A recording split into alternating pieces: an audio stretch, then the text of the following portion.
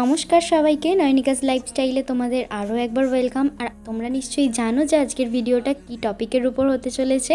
তো অনেক দিন পরে আবার কোথাও ঘুরতে যাওয়ার জন্য আমরা সকলে মিলে বেরিয়ে পড়েছি। তো প্রথমেই আমি রেডি হয়ে গেছিলাম আর বেরিয়ে পড়েছি হাওড়া স্টেশনের উদ্দেশ্যে।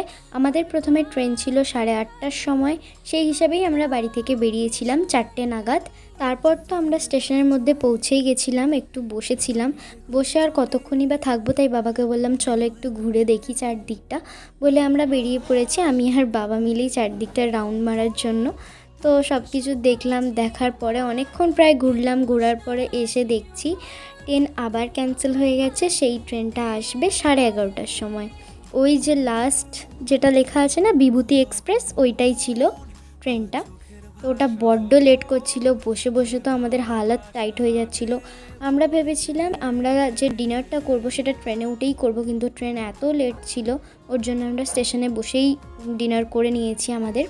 তারপরে ট্রেন এসে গেছে ফাইনালি, ট্রেন ছাড়বে 12টা নাগাদ। তো আমরা তাড়াহুড়ো করেই যাচ্ছিলাম ওখানে ট্রেনের কাছে। তারপরে ট্রেন ঢুকেও গেল আর আমরা দেখছিলাম যে আমরা ঠিক কম্পার্টমেন্টের কাছে দাঁড়িয়ে আছি কি না। তো দেখলাম হ্যাঁ ঠিকই আছে। তারপর আমরা ট্রেনে উঠে পড়েছিলাম, যে যার মতো এবার ফ্রেশ হয়ে একটু শোবো। সারাদিন ট্রেন কখন আসবে প্ল্যাটফর্মেই বসে বসে কেটে গেছিলো। তো নেক্সট দিন সকালবেলা আবার দেখা হচ্ছে।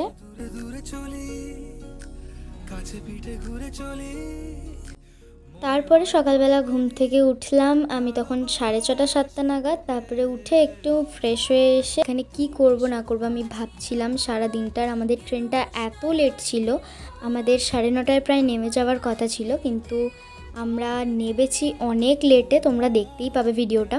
তারপরে আমি ফ্রেশ হয়ে এসে এখানে একটু বিস্কিট আর এটা গাঁট্টা ভাজা বলে আই গেস, আমি জানি না, তো ওটা খাচ্ছিলাম। খাওয়ার পর আমাকে এখানে একটু চিড়ে ভাজা আর এখানে কেক দিয়েছিল খাওয়ার জন্য। তো ওটা খেতে খেতে আমি বাইরের দিকটা যখন তাকাচ্ছিলাম, আমি এখানে দেখছি প্রচুর পলাশ ফুলের গাছ। আমি তো দেখে বাবাকে দেখাচ্ছি যে কত পলাশ ফুলও ছিল এখানে, হয়তো ভিডিওটার মধ্যে নেই, কিন্তু এখানে অনেক ফুল ছিল। আমাদের ওখানে তো প্রায় দেখাই যায় না এই ফুলের গাছ বা কোনো ফুলই। তো এখানে বেশ জমিগুলো ভাগ ভাগ হয়ে চাষ করছিল, খুব সুন্দর দেখতে লাগছিল। আর এখানে দিয়েছিল একটা চকলেট আমাকে খেতে। তো বসে বসে মানুষ কী বা করতে পারে, মুখ চলা ছাড়া আমার কোনো আর কাজ ছিল না। তো যখন যেটা আমাকে যে দিচ্ছে আমি সেটাই খাচ্ছি। যেমন এখানে একটু লেস খেলাম ভাইয়ের থেকে নিয়ে, এখানে একটুখানি এটা কি বলে ঝালমুড়ি উঠেছিল, ওটা খেয়েছিলাম। আর বাইরের দিকটা তাকিয়েছিলাম, আর ওখানে দেখো কতগুলো পাহাড় ছোট ছোট, দেখতে খুব সুন্দর লাগছিল। তারপর খানিকক্ষণ বাদে আবার আমাকে একটু পরোটাও দিয়েছে খেতে, মানে আমার ওটাও পেটে ঢুকে যাবে এরকম একটা ব্যাপার। এত কিছু খাওয়ার পরে আমি এখন এখানে পেয়ারা খাচ্ছিলাম বসে বসে। তো এত কিছু খেলাম আমি, তাও আমাকে ওপর থেকে মনি বলছে যে পেয়ারার একটা পিসে কি এসে যায়, তুই আরও 2-3টে খা। আমি বলছি একদমই খাবো না, নাহলে আমি দুপুরে আর লাঞ্চ করতে পারবো না, এত কিছু খেয়ে ফেলেছি। লাস্টে আমি একটু হজম করার জন্য শশা খেলাম, এখানে শশা কিনে এনেছিল।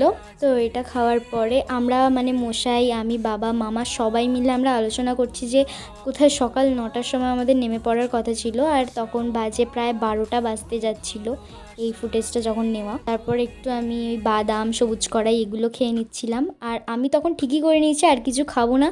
তখন আমাকে আমার ভাই বলছে যে তুই থামস আপটা খা, ওটা খেলে হজম হয়ে যাবে সব কিছু। তারপর 3:30টার সময় আমাদের লাঞ্চ এলো, আমরা লাঞ্চ করলাম। আর আমরা ট্রেনে তো বসেই ছিলাম অনেকক্ষণ ধরে। আমি যদিও এখানে দেখাচ্ছি অনেক কিছু আমি খাচ্ছি, কিন্তু এত কিছু আমি খাইনি, যেটুকু আমার পেটে ধরবে ওইটুকুর মতোই খেয়েছি।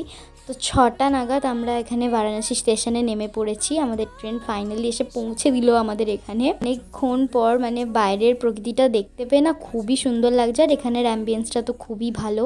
তারপর ওখান থেকে আমাদের হোটেলে যেতে প্রায় অনেকক্ষণ মতোই সময় লাগতো, ওর জন্য প্রথমে আমরা একটা টোটোতে উঠে পড়েছিলাম।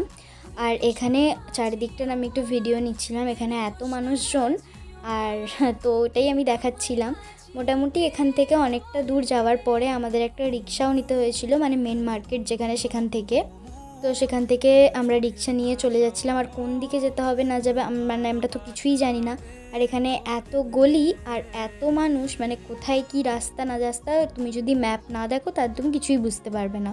তো এখানে ম্যাপ খুলে আমিও বসে পড়েছি আমাদের রুমে যাওয়ার জন্য।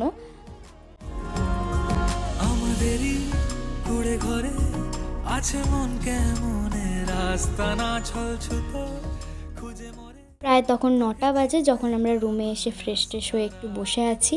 আর আমাদের রুমের ঠিক অপোজিট সাইডেই যে ব্যালকনি আছে সেখান থেকেই কিন্তু মন্দির খুব ভালোভাবে দেখা যায়, মানে একটু দেখা তো যায়ই। তো ওখানেই এখন যাব, কেন কি সারা দিনটাই নষ্ট হয়ে গেছে, তো একটু ঘুরতে যাব না। যদিও বা আমরা সবাই টায়ার্ড, কিন্তু তা হলেও মায়েরা কেউ যায়নি, বাবা আমরা মানে ছোটরা আমরা সবাই মিলে যাব ওখানে। আর ওখানে ফোন অ্যালাউ নেই, তো দিনের বেলাও অ্যালাউ নেই, তো আমরা জানতাম যে রাতেও অ্যালাউ নেই, ওর জন্য ফোন নিয়ে গিয়ে আর ফুটেজ নিইনি আমরা। তারপর ওখান থেকে ঘুরে এসে এখানে ডিনার করে নিচ্ছি। ডিনারটা আমরা বাইরে থেকেই সেদিনকে কিনে আনলাম। তো আজকের ভিডিওটা এখানেই শেষ করছি, নেক্সট একটা ভিডিওতে খুব তাড়াতাড়ি দেখা হবে। বাই।